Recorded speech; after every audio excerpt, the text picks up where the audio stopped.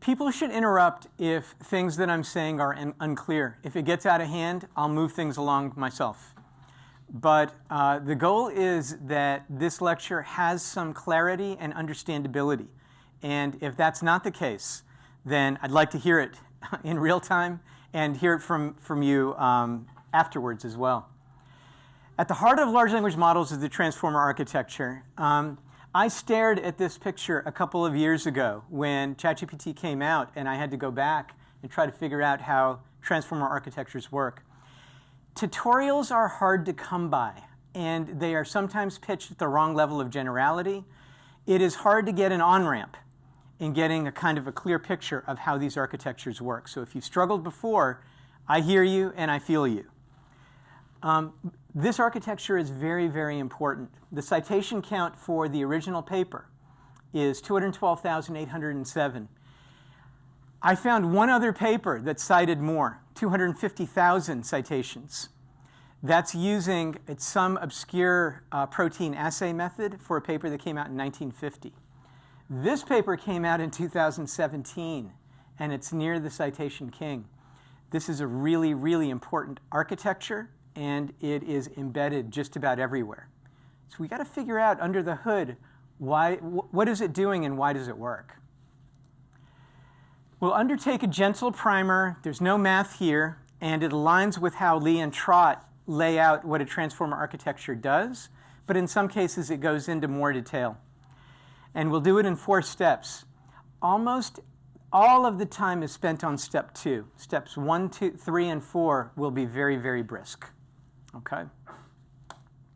Feature spaces. To get a handle on how transformers work, we have to represent the main way that they represent information. And they do that in a feature space. This is a vector space.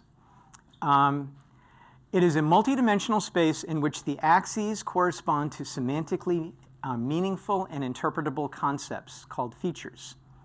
And so, the mind can grasp geometrically 3 dimensions, but in a transformer, there are typically 1,000 to several thousand explicit dimensions that are available. But really, due to some certain mathematical principles of compression, it's very likely that we're actually in the neighborhood of tens of thousands or many, many more dimensions. So you really have to imagine a very high-dimensional feature space here. How does representation work in this feature space? Well, if we stay at 4 dimensions over here, imagine a feature called meowiness. How much does this thing tend to meow or exhibit meowing behavior? Furriness, tail waggingness, and kid compatibility. Well, we can locate cat, dog, bird, and other animals, at least on these 4 axes. Now, if we had space and time, we could expand this and locate them on dozens of more axes, and so on and so forth. But the principle is clear enough just with these 4 axes. Cat is plenty meowy. It maxes out on meowiness. There's no other creature that is more meowy than that. Dogs are not meowy, and birds are not even remotely meowy. They do, they have bird song. They're very non-meowy. Furriness, dogs more so than cats. Birds aren't furry. Tail waggingness, definitely a dog attribute, not so much a cat. Birds don't even have tails. Kid compatibility, I think a dog is better off there. Some cats are quite kid-friendly. Bird is not going to do anything for your kid. This is intuitive. It makes sense. You can locate these words in terms of the properties they exhibit. And so you get this column here is a vector. And imagine this vector going down hundreds more rows for all the different kinds of properties. And one thing you can see here is cat is more similar to dog in terms of the numbers that show up here. And you can make that mathematically explicit by using vector operations like dot product. The dot product between cat and dog, assuming that the magnitude of these vectors is similar, is going to be higher. Don't worry about the dot product idea. The idea is simply intuitive. Cat is more similar to dog along these numbers than it is to bird. Okay, that's generally how a representation occurs in neural nets and large language models specifically. We'll treat these systems are well configured to be interpreted as vector spaces where the individual axes are properties or attributes, and words get embedded there based on how much they exhibit those attributes. Okay? Now, how many features? So I already kind of indicated, even though the explicit dimension of many models may be about 1,000, due to a principle, and this is not something we need to know yet, called superposition, it's probably on the order of tens of thousands or order of magnitude more. So you have to imagine vast numbers of axes here that are essentially independent. So there's lots and lots and lots of features available to a typical large language model. So you can imagine an alphabetized list of features, starting with aardvarkness, going all the way to zoonoticness. Every feature under the sun is going to be there. Pertaining to Star Wars, yep, that's a feature. Pertaining to justice in the state of Texas, that's a feature. Ends with the letter K, proximity to Tanzania. All sorts of features like this are going to be in the model. How do we know this? Later on, we'll talk about LLM interpretability, mechanistic interpretability, where we use techniques to uncover what kinds of features are in these models. What we tend to find is, what we know is, there are vast numbers of axes in the models, on the orders of tens of thousands or orders of magnitude more, and they correspond to these kinds of features, interpretable features that are very fine-grained and granular. And so words in the English language can be represented in this feature space in terms of a vector based on how much they score on these features. Okay, that's a lot coming at you.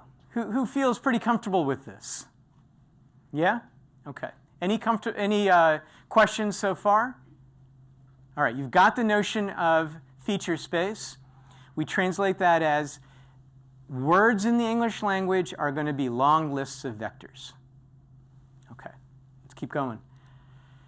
Information flow through the large language model. Okay. There's no easy way to get into this. So we'll kind of introduce a bunch of terminology. The figure over here, you're like, what? We're in chemistry over here. Are these test tubes? What are these things? It'll become clear as we go. All right. Down here, we have what the user entered into the large language model. This is often referred to as the context for the model. What the user enters as the context. And so the user happened to enter here, Michael Jordan plays. Okay. Each thing that the user entered, for now we'll imagine that words of the English language correspond to what are called tokens. So Michael is a token, Jordan is a token, plays is a token. And what we call this is these token positions. This is the last token position. And that's going to be important for what we say. This is the second to last. This is the first token position. Okay. The language model is also organized into layers. This is the first layer, second layer, third layer, fourth layer. Typical language models anywhere from 25 to 96 layers, but larger models can have even more layers. Okay. So overall, you can see a kind of grid structure. The token positions are the columns of this grid. The layers of the language model are the rows of this grid. And how many layers do there tend to be? Typically 4? No. Typically 25 all the way to 96 or even more. I'm showing 4 only because space limitations. The context can also get very, very wide, for the record. Thousands of tokens. Modern models can sometimes deal with tens of thousands, sometimes millions of tokens. For now, let's just keep it at 3. The job is hard enough to explain, so let's just keep it at 3.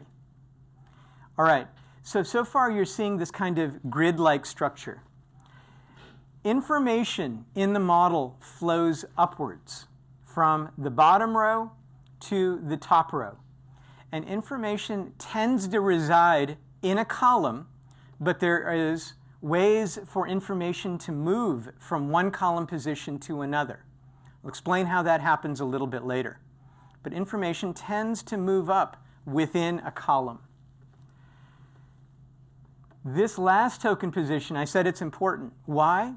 Because as information ascends in this column, the overall goal of the architecture is to predict the next word. And up here in the final layer of that last column, what tends to emerge is the most strongly activated feature at that layer is going to be the prediction of the next word. That's where it comes out of. Okay. I would say if there's one notion that tends not to be discussed in even simple discussions of a transformer, but is absolutely essential to understand how they work, is the notion of a residual stream.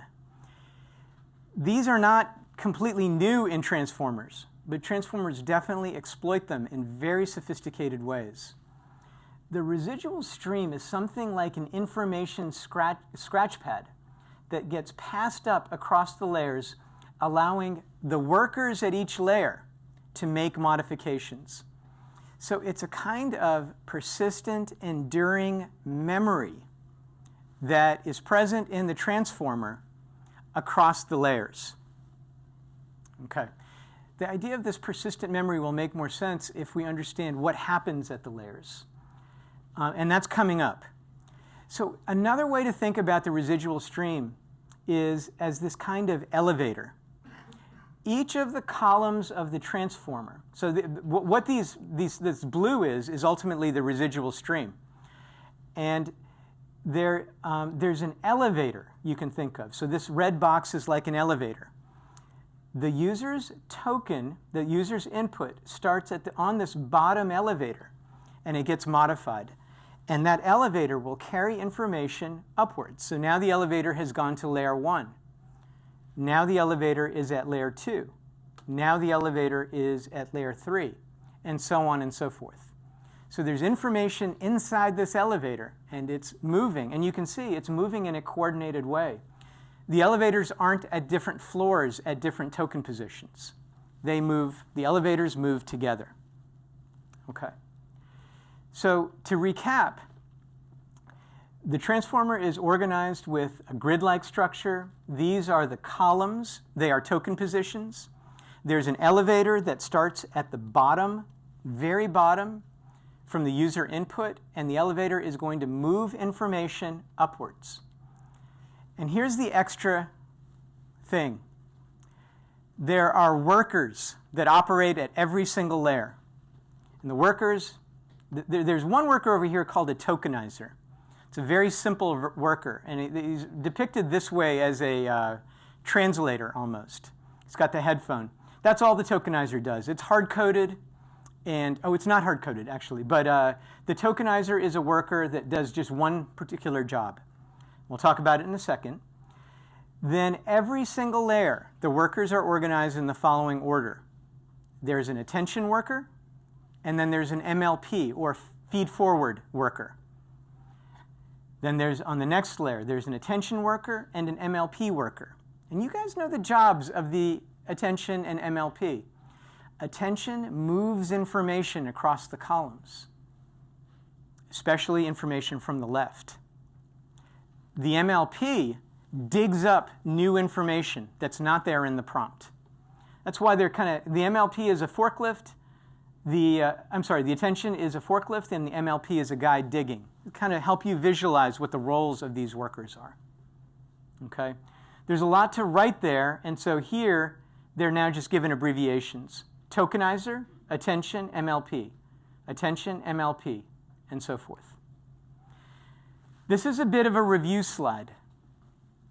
You can see the grid structure.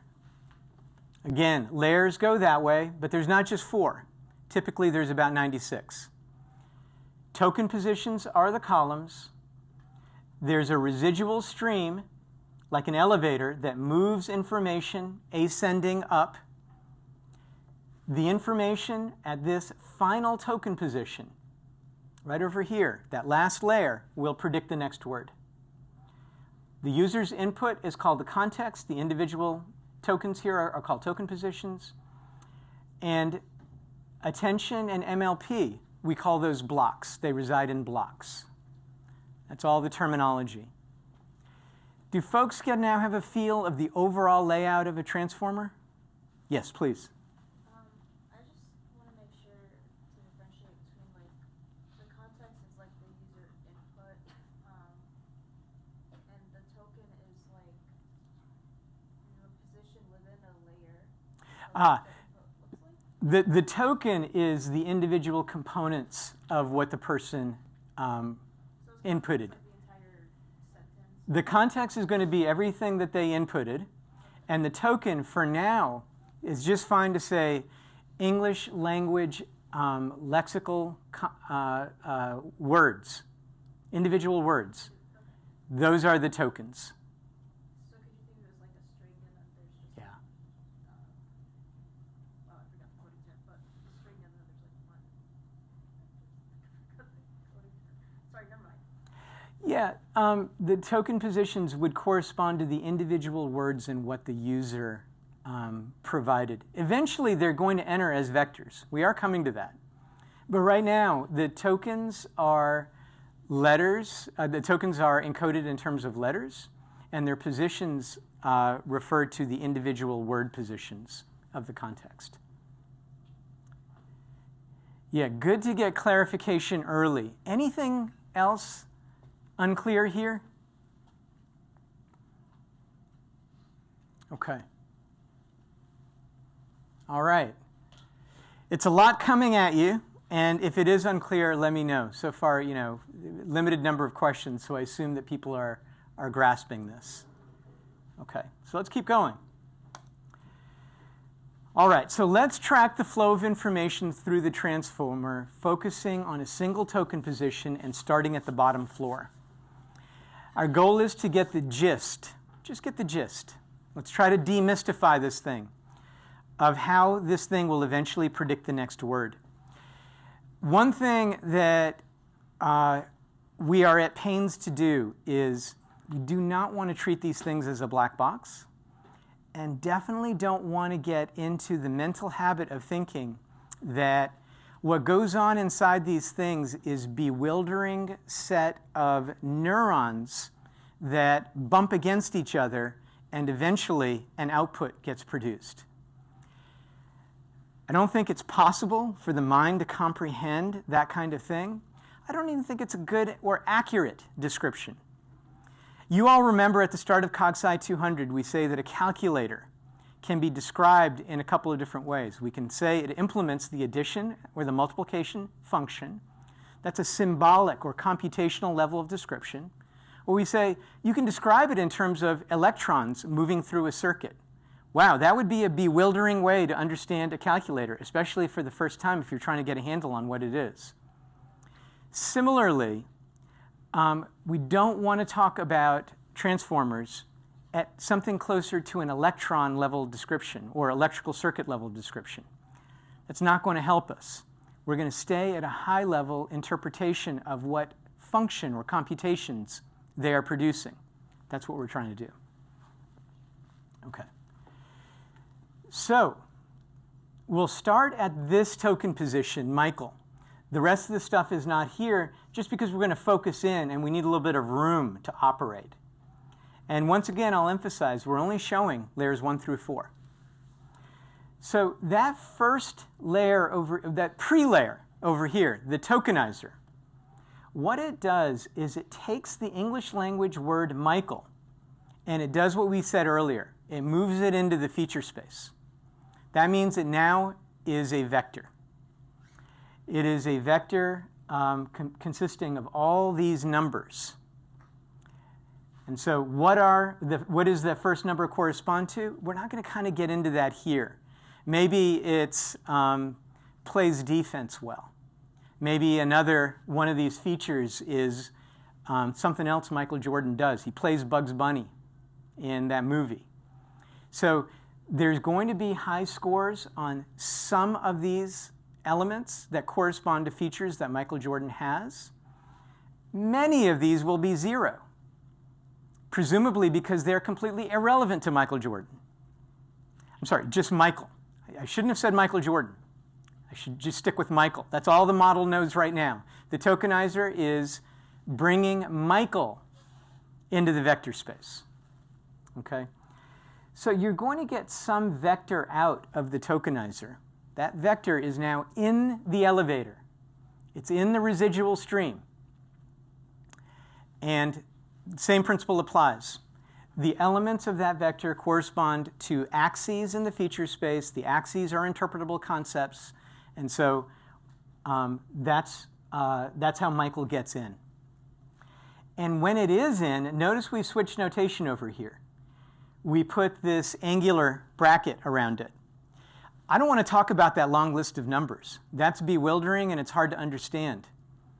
We know that Michael gets turned into the Michael feature. And so we'll just refer to it as the Michael feature. And that's shorthand for the vector that Michael essentially got tokenized into. Okay? All right.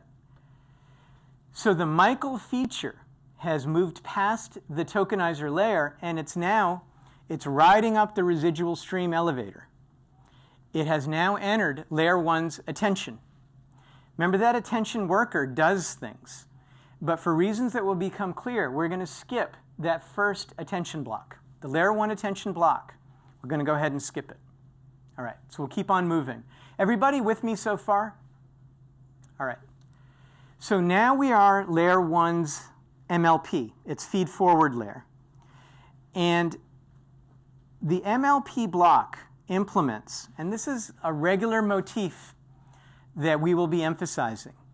This is part of our conditional-centric interpretation of large language models that we're utilizing for this course. The MLP implements a conditional of the following form. If you see x, x is a schematic variable that's going to range over different kinds of features that can be present in the residual stream. If you see x in the residual stream, then add y to the residual stream, where y is just some other feature pattern.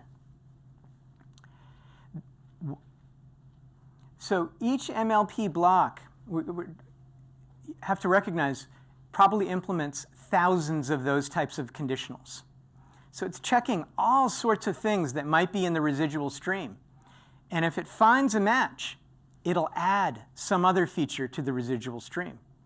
You can see how this can be very powerful as a source of memory and extracting and elaborating knowledge in the transformer. So how might this go in a concrete way? And so, by the way, there's a complication here. I'm saying if-then in a kind of discrete logical way, like you might have learned in propositional logic in a philosophy class. That's not actually the nature of the conditional in a transformer. They're going to use these more continuous linear algebra type conditionals, where they'll say, to the extent that you see feature x in the residual stream, then to that extent, add features y to the residual stream. They're going to use these graded conditionals. Later on, I hope to be able to show you that conditionals of this form, these kind of graded conditionals, just emerge very naturally in linear algebra, the kind of stuff that you might have learned in high school. Very naturally, it's easy to encode those. But we ignore that complication because we're just learning, and it doesn't add a whole lot right now for our purposes. So we stick with simpler logical discrete conditionals for now. Okay. So imagine that this MLP houses conditionals like this. If you see Michael, then add male. If you see, because Michael is typically a male name. Now, there could be a girl named Michael. And you can see how transformers can get tripped up, as well as the human mind can get tripped up, because they're elaborating knowledge using statistical information that has proved to be generally okay. Transformers are up to their neck with this kinds of statistical generalizations, but so is the human mind. If you see Michael, then add first name, because Michael tends to be a first name. But then again, Michael is, in a non-trivial amount of cases, a last name. If you see Michael, then add Jackson. That's a famous Michael. Add Corleone. You'd see the Godfather movies of Michael Corleone. So there's a ton of famous Michaels. This can go on for quite a bit. Typically in transformers, this elaboration stage after tokenization, you see rich elaboration. And depending on the threshold you're looking at, you can see dozens or hundreds of features get added by the transformer into the residual stream. So transformers are things that are going to be activating lots and lots of features as they elaborate information. Yeah? I might have missed it, but are you basically adding like the vector mail Yeah. to it? Okay. Yeah. There's a small complication here. How do you represent multiple features in the residual stream? We don't want to get into this very much, but in fact, I'm not going to get into it.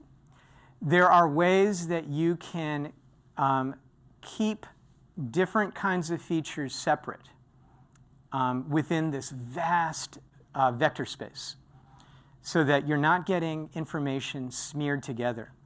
An example is if I have red dog and brown cat in the feature space, I want red to attach to dog, and I want brown to attach to cat. I don't have a brown cat and a red dog. No, I do. I don't have a red cat and a brown dog. That's what I don't have. This is a binding problem, keeping objects and their properties separate.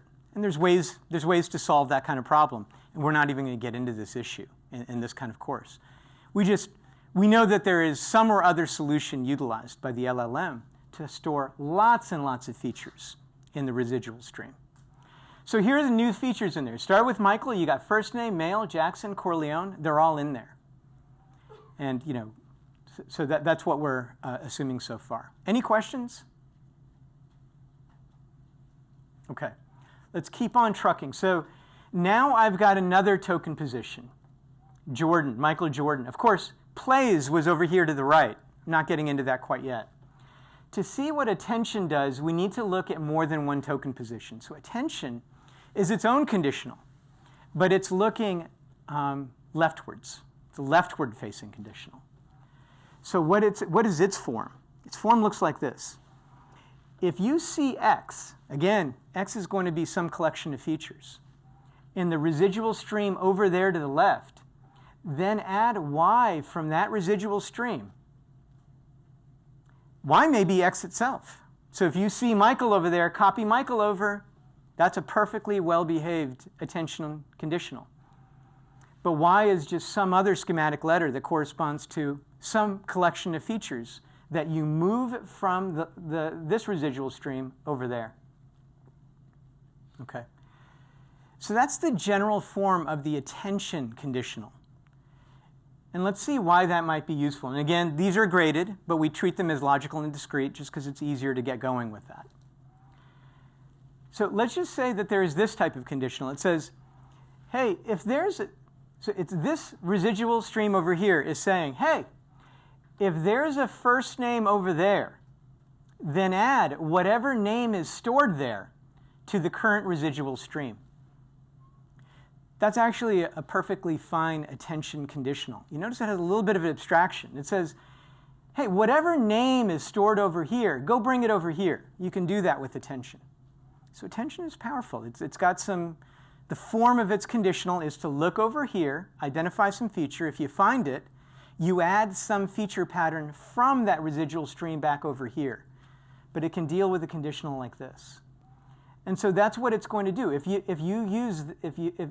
this conditional is operative, it's going to bring Michael over, right? Because first name is over here. So the antecedent and the conditional is matched. And it says copy over whatever name is stored at that residual stream. Well, Michael is stored there. I probably should have said whatever first name is stored there. I'll have to correct that. And bring it over. And so Michael gets brought over. OK. So now this residual stream has an extra feature in it. It's got Michael and it's got Jordan. Now look what can happen next. Suppose the MLP block, so now the residual stream, the elevator has moved up. Now we're in the MLP block for layer 2. Suppose it says, if you see Michael and you see Jordan, you see both of those things, then add Michael Jordan. Boom. You got a new feature in the residual stream. You've got Michael Jordan there. And now suppose, so now we're at the next MLP block for layer 3. Suppose this conditional is there. If you see Michael Jordan, then add plays basketball. That's a very natural thing for a transformer to represent. Michael Jordan is closely associated with playing basketball. And so if it's going to predict the next word, well, it's going to have to elaborate a lot of information. It saw Michael Jordan is in its residual stream over here. So quite naturally, it adds properties and attributes of Michael Jordan to the residual stream. And here it added plays basketball. Okay. Any questions so far? So you're getting the hang of what attention and MLP do. Can you go back 2 slides? Yeah. Right here. Why is Michael Jordan showing up there in red? Is this on? It's not on. Sorry. Can you guys hear me? Why is Michael Jordan as a separate feature there? It's in red in angle brackets. Why was it necessary to add that? Because Michael and Jordan is already there, right? We already have the Michael and Jordan features. Can somebody explain that difference? What's going on there? It's really important. Yeah. Is it because, like, when the system puts it together, it's the new thing? Yeah, exactly. But what new thing is it? You're exactly on the right track, but let's go one step further. What new thing is it? Yeah. Is it, they're all feature spaces, which means they all have, like, a vector of multiple elements in them, or numbers, I guess. So they all have a different, like, this is simplification, but they all have a different numerical value. There's a different feature representation. That's true. But I think the intention here is that Michael Jordan in red and angle brackets, that's the person Michael Jordan. That's the Michael Jordan we all know, the greatest of all time basketball player, arguably. I'm going to vote for that, right? Michael and Jordan, the other 2 features there, are first name and last name. So we put those 2 together and we say, hey, that's that person that I know, Michael Jordan. And then the additional elaborations come. Yeah, that's exactly right. Michael Jordan can do work that neither Michael itself or Jordan can do. And so you do need to elaborate information, like the presence of Michael and Jordan, putting that together and then building on top of that. Yeah, that's exactly right.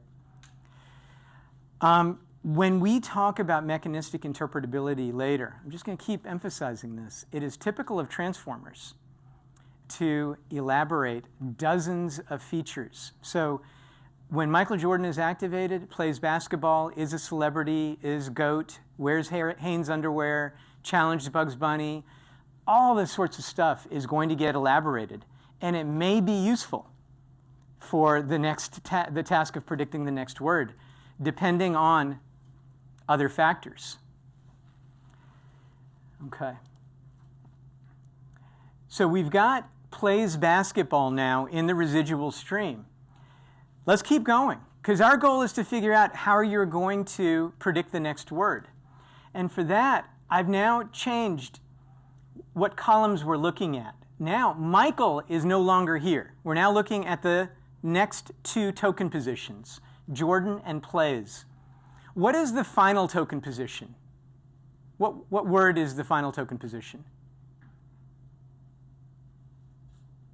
Plays. That was, remember, Michael Jordan plays is what was in the context. So the final token position, that's referring to this column over here.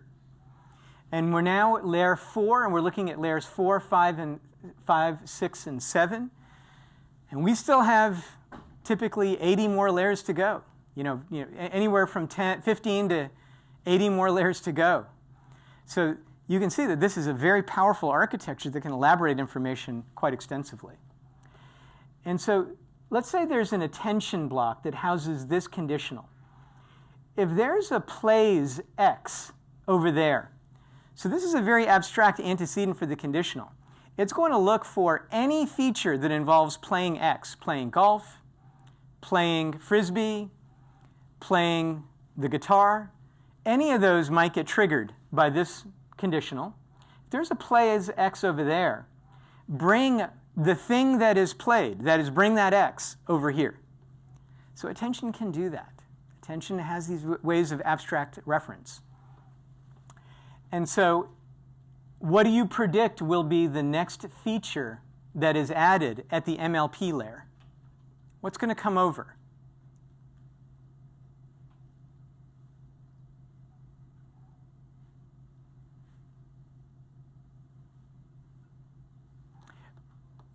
Is it clear the question I'm asking? When this conditional is applied, if there's a plays X, so this is a conditional that is arising from this residual stream. If there's a plays X over there in that residual stream, is there a plays X over there? Plays basketball is over there. Then bring the X over to the current residual stream. So when this residual stream, when that attention conditional is activated and operates, what will be brought over here to this residual stream? Yeah. Basketball, exactly. It'll bring basketball over. I think many of you knew that but didn't want to say anything. You should shake the habit of remaining quiet. You should come out and just say whatever is on your mind, even if you are not completely certain about it. It's a good way for me to gauge what is widely understood, what is partially understood, and what is not understood at all. Okay? All right, so now basketball is over here. And lo and behold, what is a terrific next word prediction for Michael Jordan plays? It's basketball. And we've got it activated over here. Now, there's more work to do because there's a lot of features here. What makes basketball uniquely the next word that is predicted? These conditionals in these layers have got that job covered. They're going to boost the best prediction for the next word. And the strongest feature at that last layer is going to be the predicted next word. So that's how this thing is going to work. Okay? So overall, we can go back. We've got this grid-like architecture where the user enters a context. The context is broken up into words, i.e. tokens, and we refer to the token positions with special attention to the last token position. And information will ascend on the residual stream elevator, initially tokenized and then operated on by attention and MLP conditionals repeatedly until eventually the most activated feature at this final token position and its last layer will be the predicted next word. And a lot of what happens is combinations of elaborations of information about the features that are already in the residual stream and bringing over critical pieces of information leftwards in the context with those attention conditionals. Okay. So again, that's a lot coming at you. Let's pause. People grok that? That makes sense? Okay. Any questions about that?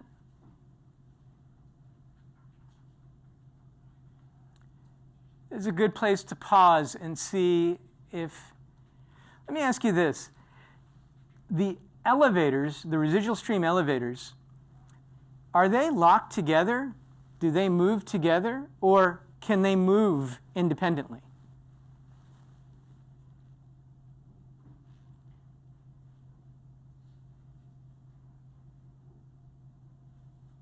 Go ahead. They're locked together. It's an interesting constraint on how this architecture operates. What about the attention conditionals over here in this first token position? What are they going to be looking at? Or what's different about them?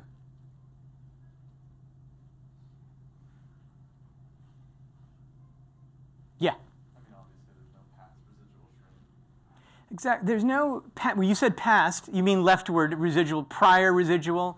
Language about space, left, and time get mixed up here. Prior means left because it's the earlier words in the context. And that's exactly right. These attentional conditionals can't do anything because they can only look leftwards, and there is nothing leftwards over here. So these attentional conditionals will make no modifications in the residual stream. There's nothing that they can do. The only changes here will arise from what? If not attention, what changes will arise in that token position? The changes will arise from what kind of worker? Go ahead, shout it out. MLP. The feed forward is the only thing that can operate over there. Okay. One thing that I did not make clear is that attention looks at every single token to the left. So the second token position has one column it can look at. This token position has two columns that it looks at. It's going to be operating those attention conditionals at every single residual stream here. By every single residual stream, what I should say is every layer will look at the residual stream at the corresponding layer here. Let me be even more clear. Attention arising from this token position, let's say in this layer, layer 4, we'll look at the layer 4 residual stream at the second token position and apply the attention conditionals. And they will look at the layer 4 residual stream at the first token position. Were there additional token positions, it would look at those as well. So you look at everything to the left and apply the attention conditionals to that. Okay. Do you feel that you may have a sense, or you could create a credible story for an arbitrary context, how you might be able to get to the next word? So I like coffee with sugar and what would be a plausible next word there?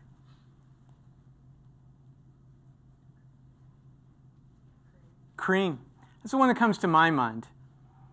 The kids put on their swimsuits and they all went to the backyard and jumped in the probably pool. Can you construct in your mind a series of MLP and attentional conditionals, not on the fly, but given enough time, that could get you to, I like my coffee with sugar and it's going to guess cream? I hope so. I hope you can think about that. Could be plausible. The kids put on their swimsuits and jumped and went to the backyard and jumped in the, from swimsuit, you probably elaborate information about water. From backyard and water, you probably elaborate information about pool.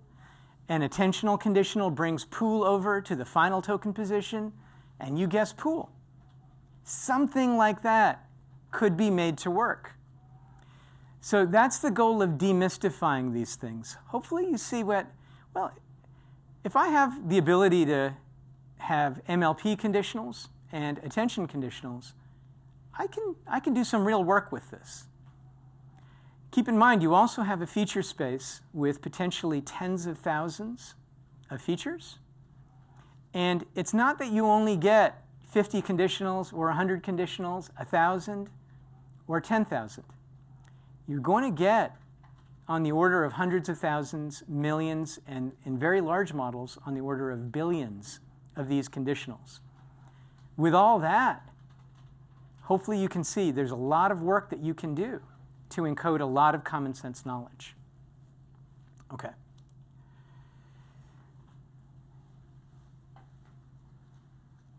I'm not hearing more questions, And so let's go on to LLM circuits. You might have gotten the sense already that these kinds of conditionals almost seem to work together. An MLP conditional over here at this token position elaborates some information. An attention conditional later on grabs that information, and so on. They seem to be working together. That's a really important principle in interpretability research. And they have a name for a set of conditionals that work together in harmony to do some function. It's called a circuit. And a lot of interpretability research is looking into LLMs and finding these really interesting circuits. We're going to be getting into this later, but I want to just give you an example of a circuit. This is a widely cited paper called Interpretability in the Wild, a Circuit for Indirect Object Identification in GPT-2 small. So this is an older language model.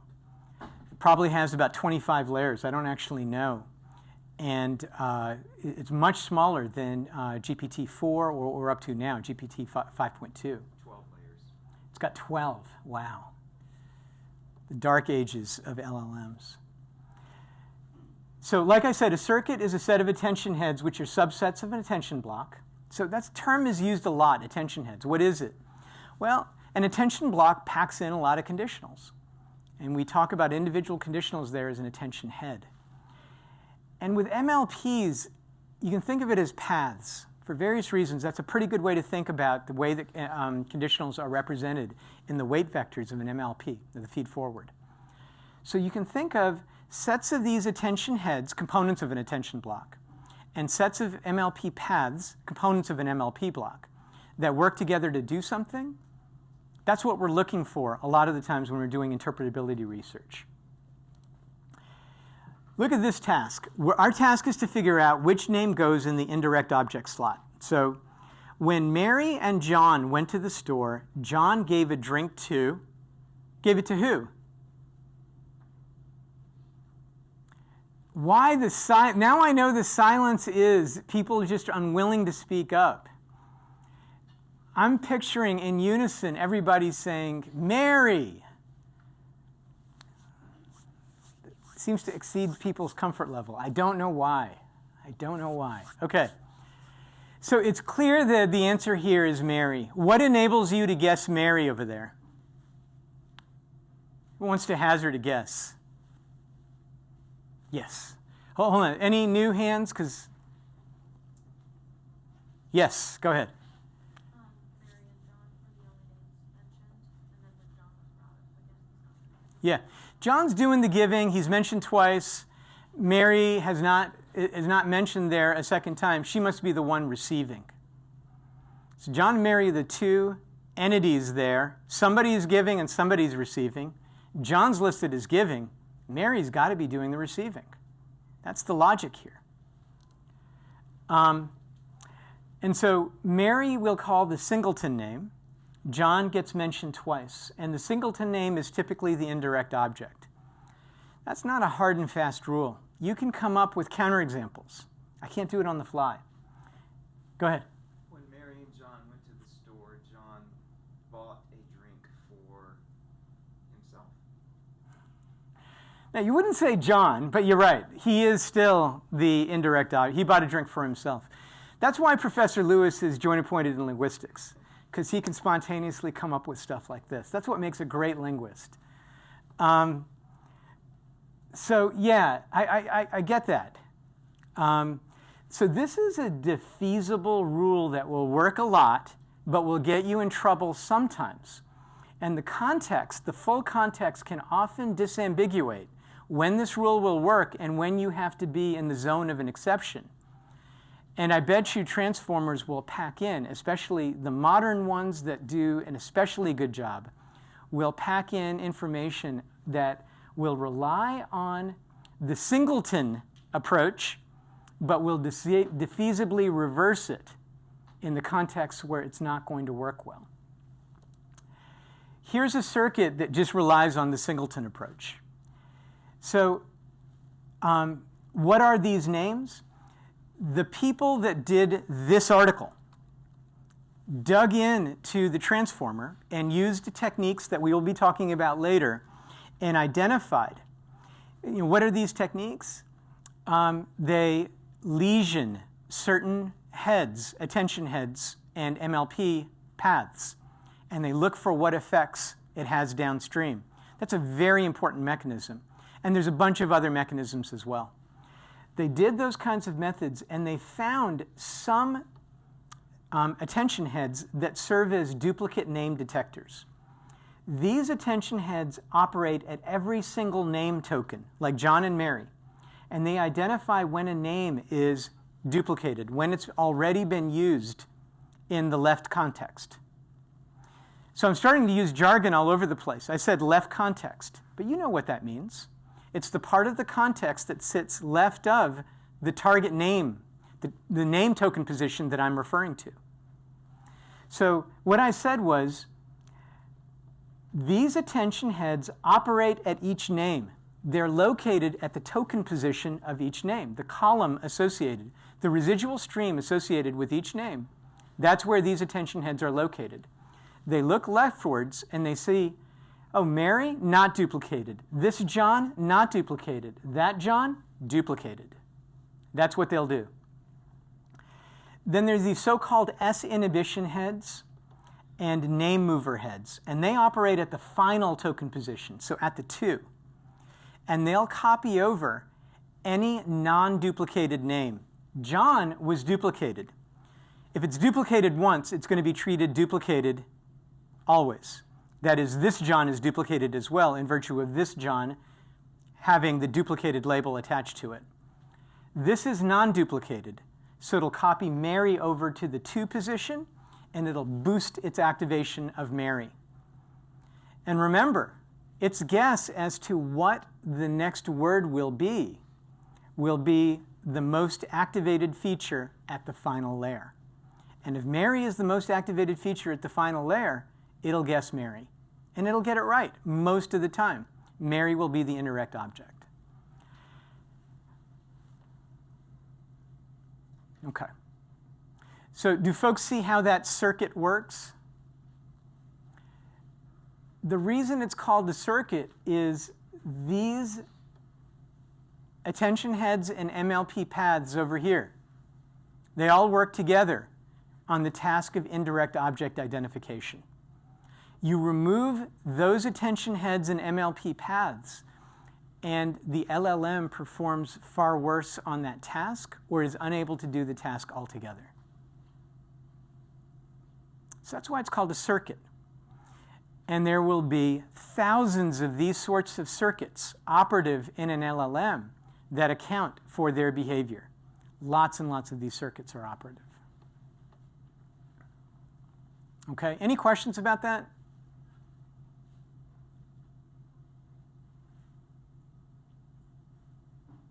Okay. Let's go to the final little bit here, training a transformer architecture. And here, I kept it very brief, just in terms of 2 slides. And I'll give you the gist. You remember Psych, Doug Lennon, hand coding millions of these conditionals again and again, ontological engineers, some of them philosophy graduate students, tirelessly working 8 a.m. to 6 p.m. every day, hand encoding these rules. That's not how a large language model is going to get those conditionals. It's going to get the conditionals via a process of predicting the next word in internet text. The next 3 or next couple of lectures will really get into how this process works. You can think of the model as a massive set of parameters. And this is coming straight from the 3 blue, 1 brown. It's presented in the context it was the best of times, it's going to process it. Those tokens are going to come up. They're going to enter the tokenizer. They're going to go through a residual stream. Attention heads and MLP heads are going to be operative. It's going to predict the next word. So it was the best of times, it was the, let's say it says coldest. is going to be the next word. It's a bad prediction. It's very rare somebody says it was the best of times, it was the coldest. It's way off. There's methods by which you can adjust all those parameters and get a little closer to what is the actual next word in the internet text. It's worst. It's the best of times, it was the worst of times. Charles Dickens' famous opening to Tale of Two Cities. Worst is what was there in the internet text. No human had to hand label that. Already pre-exists in the internet text. So we adjust the dials in the model so it gets a little bit closer to predicting worst next time. And we do that not once, not 10 times, not 1,000 times, not 1,000,000 times, not even 1,000,000,000 times. We'll do that trillions of times because that's how big the internet is. That's going to be our training data.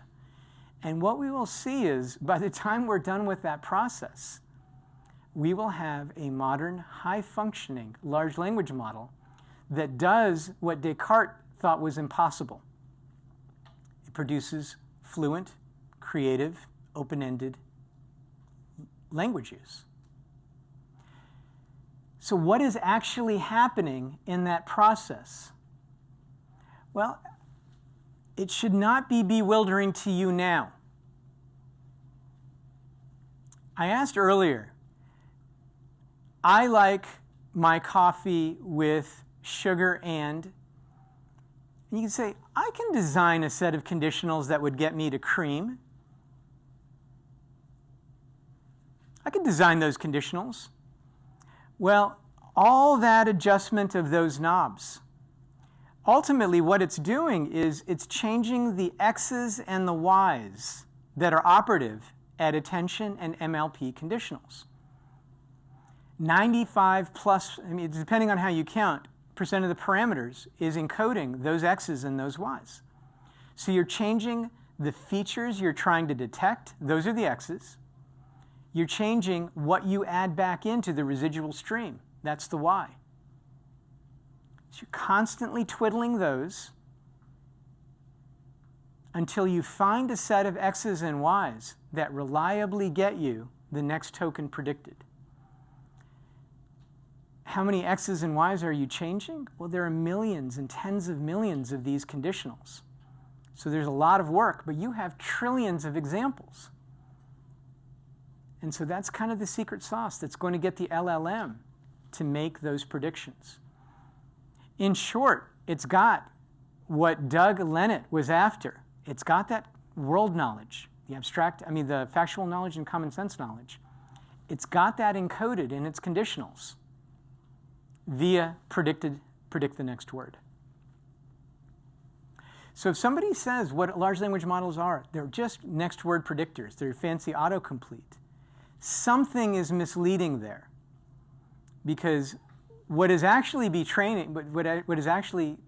trained is a massive set of conditionals, and we've seen how hard it is for hundreds of ontological engineers to arrive at those conditionals.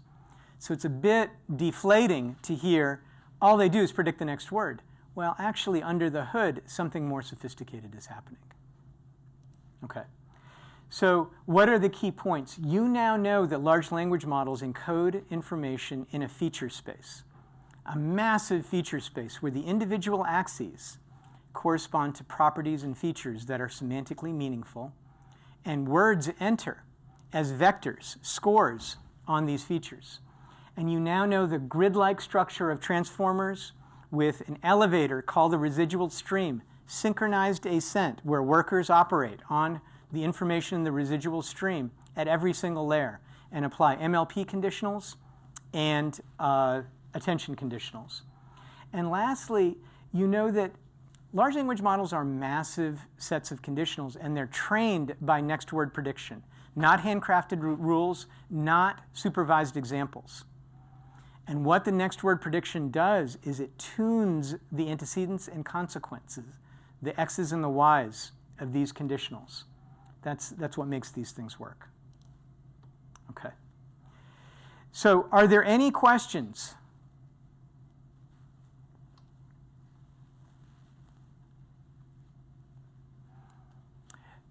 Who here feels now they do have a grasp overall of how transformers work? Who's still, you know what? These things are baffling to me. I'm going to need more time to let all this sink in. Okay, yeah. I say baffling is probably the default response. There's a lot that your mind is taking in and thinking this through, but hopefully they're a little bit demystified. Okay? I want to emphasize this last thing before handing off to Professor Lewis. Treating large language models as massive stores of conditionals is going to be important for linking these things to cognitive science. If all they are is knobs that you modify, and it's a black box, then how are we going to make progress in thinking, well, how is this like human cognition and how is it not? But if we have this vocabulary, well, they have a feature space. They implement these sorts of conditionals. That means they're going to be brittle in these contexts if they're using the singleton rule. Let's check if humans are brittle as well in similar ways. This is the way we can start to draw connections between large language models and human cognition. And in some cases, we might find connections. In other cases, we may find differences, and so on and so forth. But at least we have an approach for how to make progress on bridging the two systems. Okay? All right. Hand off to Professor Lewis. I think I'm going to have to use that mic. Oh, is yours not working? Yeah. Yeah, okay. There you go. It's live. Awesome.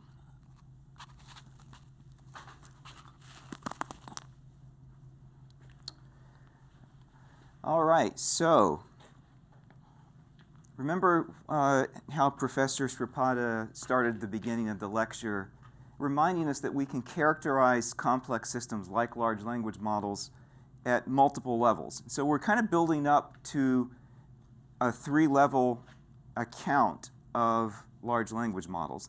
The very highest level, we can characterize them in terms of inputs and outputs. The input is the context, and the output is going to be a predicted next word.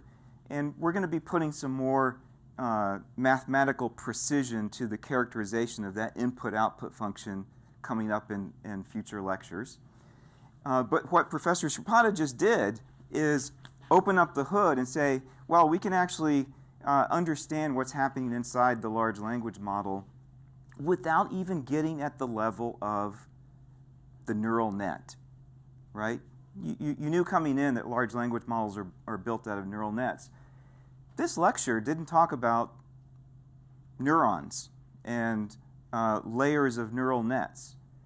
This is a big neural net architecture, but it can be described in the way that Professor Sripada just did without getting down at the details of the artificial neurons and how they're connected and so on. That's what we're going to do at the next few lectures, though. So we're going to dive down one more layer, okay? Not layer in the neural net or transformer, but layer of abstraction, and ask, okay, how do we, what is inside what we're calling an MLP block? Okay, what does that look like? And yes, they're composed out of neural nets. And the ideas behind neural nets, by the way, go back decades. And it's not just a thing that came on the scene in computer science in the last few years. It goes back to the 1940s in neuroscience and psychology and cognitive science. And there's really a rich history there. The 3 blue, 1 brown videos are great introductions to how neural nets work. So the very first one is just going to ask, what is a neural net and how does it work, without getting into how it's trained, okay? So think of this as, how does it work after it's been trained? And that's what we're going to do on, what is today? Today's Wednesday already, right? Yes, so this will be Monday, right? So here are some questions, kind of check your comprehension questions that you should ask yourself as you go through that video. It's an 18-minute, 40-second video, and you can play it as many times as you like. But by the time you get through that video, you should be able to answer questions like, what function does each individual artificial neuron compute exactly? We're talking about parameters. What are the parameters in a neural net? What are weights and biases? What are the layers in a neural net doing? The particular task that the video uses to explain how a neural net works is not a predict the next word task. That's too complicated for this. It is a complicated task. It's a vision task. How do you recognize handwritten digits? Okay, you think of pixels coming into your eyes. You see this blob of dark and light patches, pixels hitting your retina, and you say 3. How did you do that? Okay, and why is that simple task that you can do in about 200 milliseconds so difficult? It's another kind of difficulty related to the difficulties we've talked about with building a fluent language processing machine. But this is a simple little kind of fruit fly of neural net research, really, that helps us get our heads around what a neural net is doing. And yeah, these videos are just crazy good. So that's what's coming up Monday. And then the following Wednesday, we'll look at how the neural nets actually learn. Okay? Questions about that? I think we actually finished a few minutes early. Yeah. Questions? Who knows how to answer these questions already without having done those videos? Who's knowledgeable already about parameters, weights, what an individual neuron is computing in a deep learning neural net? Some of you have seen this before in some context. That's great. Okay? Yeah. All right. Enjoy, stay warm, be safe, have a good weekend. I think most have not seen it.